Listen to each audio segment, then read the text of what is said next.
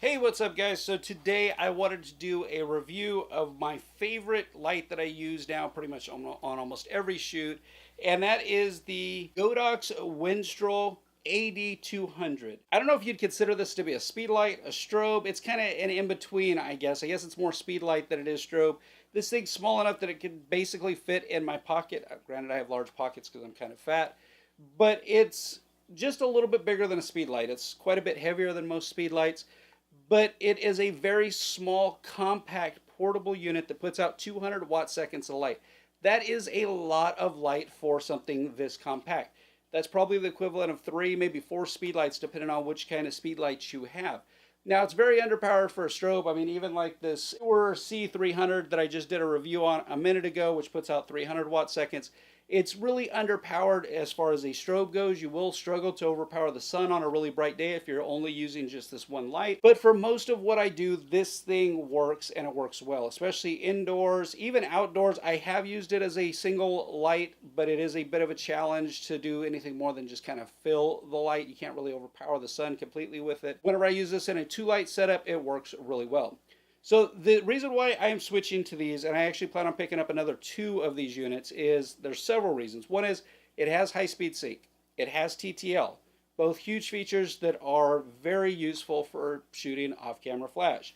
But one of the 2 biggest reasons that I love this thing is, one, it's got its own built-in battery, rechargeable battery. I don't have to worry about carrying AA's with me. I don't have to worry about any of that. The other thing that I absolutely love about these units is they have built-in radio receivers. So I don't have to worry about having any kind of receiver that I hook up to this or hook this up to. It's all built in. I use the Godox X1T transmitter that goes on top of my camera to control this. And from this unit, I'm able to control my flash power, change it to TTL, do all of the basic things that I need to right from this unit. The unit's a little bit quirky to use. It's taken me some getting used to because it's got this little spinny dial, which for me personally, I don't really care much for that, but it's not hard to use. I got used to it and it works. It works consistently. I've had no problems firing my lights with this unit. So on this unit, it's got a standard quarter 20 mount that you can mount this directly onto like a light stand or something if you wanted to, but it also comes with this nifty case. And in the case, it comes with its own little mounting bracket. You screw this right onto the light, and then you've got the ability to adjust it up and down. It's got your umbrella holder, all that good stuff built into it. Now, it also has a bare bulb if you want to use a bare bulb flash. I personally have taken it off once to use it. I probably should use it more to get more used to using it. I just forget about it a lot. I'm lazy to change it out, so I really don't use it all that often.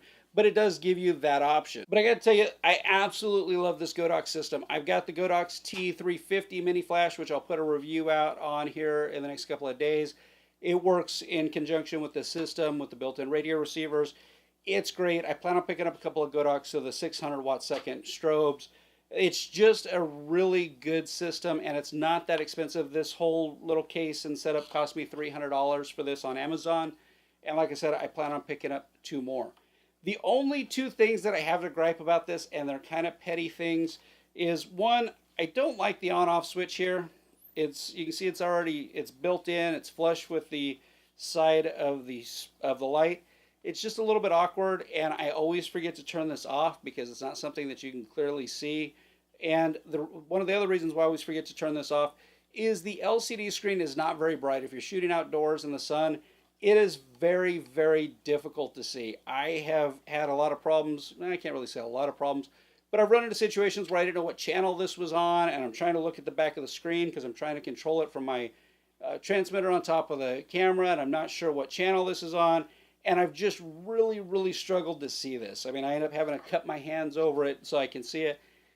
It's a minor issue. It's not a big deal, but it is just something that I wish that the LCD screen was a little bit brighter for bright light.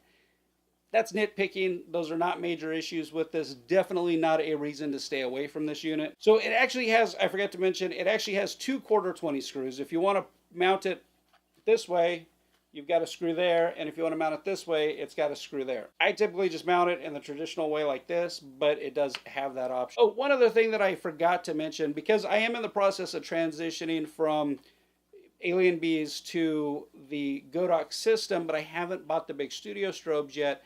I am often mixing these lights. So I'm mixing like this with my Alien Bees and things like that, or this newer flashback here. And the Godox system, just like most other radio trigger systems, you can get the receiver unit, even though I don't need it for that light. I did pick up some of the radio receivers, and with the PC sync cord, or I think that's what this cord is actually called. No, it's not a PC sync cord. With whatever this little cord is called, I can plug it right into my studio strobes and I can control it using the Godox radio receiver. So even though I'm using a mixed system, I'm still able to fire my strobes wirelessly with their system. I just lose the TTL functionality and the ability to control the power remotely and high-speed sync and things like that. But I didn't have those with my Alien Bees anyway, so it's not really any features that I lost.